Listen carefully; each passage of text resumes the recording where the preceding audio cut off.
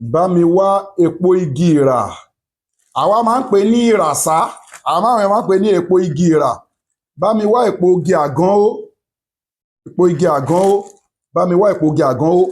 Kó sísàlẹ̀ kòkò, wá bá mi gẹ́ẹ̀tì ìsápá pupa, ìsápá sóbò, wá dà lé lórí. Bá mi gẹ́ẹ̀tì pòròpórò ọkà bàbà káràndáfì kó lé lórí. Bá mi gẹ́ẹ̀tì àìdán, bá mi gé wẹ́lẹ́wẹ́lẹ́ kó lé lórí. Bá mi gẹ́ẹ̀tì kànáfùrù, bá mi dà lé lórí pẹ̀lú èso abèrè tá a mọ̀ sí oblata seed. Wá wá ṣe àwọn nǹkan wọ̀nyí, wá fomi ṣe lágbo. Tó bá ti ṣe lágbo, farabalẹ̀ kó gbọ́ fídíò ìdélẹ̀, kó fi kan tó bálágbára sákàǹtì àwọn ọmọ aláìní charity account 20 44 23 76 80 204423 7680 First Bank of Nigeria Global Dahiratu Dhikrlahi Islamic Organization. Tágbo ibà ti jiná tán, bá mi sọ kọ́ńblálà tó tóbi díẹ̀, bá mi sọ sínú àgbo yẹn, but jẹ́ kí àgbo yẹn jiná tán o. Tó bá ti jiná tán ni wàá tó sọ kọ́ń sí. Kọ́ọ̀pù kan láàárọ̀, kọ́ọ̀pù kan lálẹ́, kọ́ọ̀pù kan láàárọ̀, kọ́ọ̀pù kan lálẹ́ fún obìnrin tí infection dà láàmú. Táìmù tó máa mú àgbo ilé léyìí o. Kó tó bẹ̀rẹ̀ píríọ̀dù ó lè máa mú àgbo yìí. Àbóbìnrin tí ò rí píríọ̀dù ẹ̀ mọ́ máa mú àgbo yìí. Tó bá ń ṣe píríọ̀dù lọ́wọ́ máa mú àgbo yìí. Tó bá ti parí píríọ̀dù ò lè mú àgbo yìí mọ́ o. So ẹni tí ò rí píríọ̀dù ẹ̀ mọ́ kó lọ sí àgbo yìí. Ẹni tó ṣe rí píríọ̀dù ẹ̀ tó yẹ pé infection dà láàmú, kó dúró dìgbà tó bá ń ṣe píríọ̀dù lọ́wọ́ kó fi mú àgbo yìí. Tí ò bá dẹ̀ máìn, tó rẹ́ni tó yẹ pé infection dà láàmú, infection náà ó máa ń kọ́ sí kó mú má balance. So tó bá fẹ́ reset everything, kó bẹ̀rẹ̀ sí bó ṣe ṣe àgbo yìí, kó bẹ̀rẹ̀ sí ní mú bẹ́ẹ̀. Bí isnillahi ta'ala, infection yẹn á dohun gbàgbé, wàá dẹ̀ conceive. Bẹ́ẹ̀ ni, so ẹni tí ò rí píríọ̀dù ẹ̀ mọ́ lóbìnrin àtẹni tí ó ní infection ló ní àgbo yìí. Ẹ fi fídíò yìí ránṣẹ́ káwọn èèyàn jàǹfààní ẹ̀. Tí kẹ̀sì bá wá gbẹnu tán, àwa ní full package, kódà kó ti wọ menopause, a ní full package, tested and confirmed. Full package ni, kò síbi tẹ́ ìwà tá a ti lè send ẹ̀ sí yín.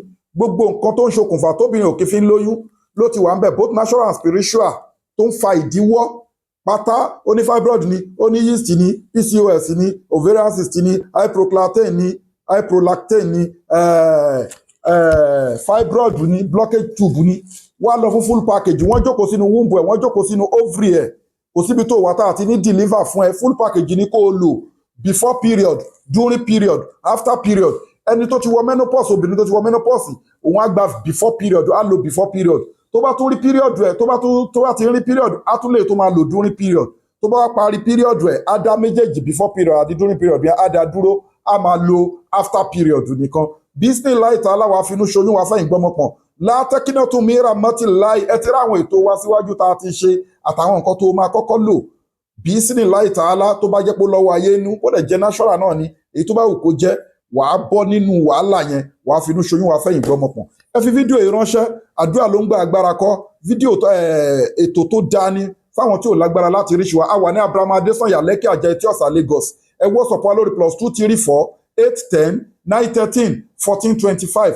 Ẹ kọ́ọ̀lù wa àbíkẹ́ pè wá, àbíkẹ́ WhatsApp wa lórí +234 810 913 1425. A wà ní Abraham Adesanya Lekki Ajah Etí Ọ̀sà Lagos. Ètò àwẹ́wà tá fi yanjú problem fáwọn èèyàn. Ètò sàárà wà, ètò àdúrà wà, àwọn àlálùpà òdà wà lóríṣiríṣi yàtọ̀ sáwọn brand tẹ́ ń wò lẹ́yìn mi. Tọ́rọ̀ bá gbẹnu tán tá máa dídì jáde tán sí kéèsì èèyàn. Ayé wa ń dà láàmú, kíní kan ń dà láàmú, ó lọ́wọ́ ayé, ó lẹ́sẹ̀ ayé. Gbàgbé Ọlọ́run ọba ló ń control ayé. Oṣó wà, àjẹ́wà, ẹlẹ́bọ lógun wà. Innahu yarakum huwa wa qabiluhu min haythu la tarawnahum yatakabbatuhu shaytanu minal masi. Wọ́n ń dàyàn láàmú, wọ́n ń fọwọ́ kànyàn. Ṣùgbọ́n illa ibadaka minhul mukhlasin. Ẹni tó bá ti jẹ́ tó ń ṣe mímọ́ pẹ̀lú Ọlọ́run ọba, wọn ò ní kápá lórí ẹ̀. Àtàwọn nǹkan tọ́lọ́run bá ṣe lẹ́tọ̀ọ́, àwa ò ní kọjá ẹnu àlà Ọlọ́run ọba. Tilka hududullahi wa ma yuti illa wa rasulahu. A ní fìtọ̀ fọ̀gbẹ́ fún yín. Wá lọ fún full package wo obìnrin tó ẹ̀dọ̀ ọlọ́mọláyé. Full package wa lélẹ̀ kò síbi tó wà. À ń lo DHL láti deliver all over the world. A dẹ̀ lo GIG logistics láti deliver within local. Àmẹ́yìn lẹ máa sanwó delivery. Inna lizzata lillahi jami'a. Gbogbo agbára Ọlọ́run ọba lónìí. Ma salam wa ila liqai.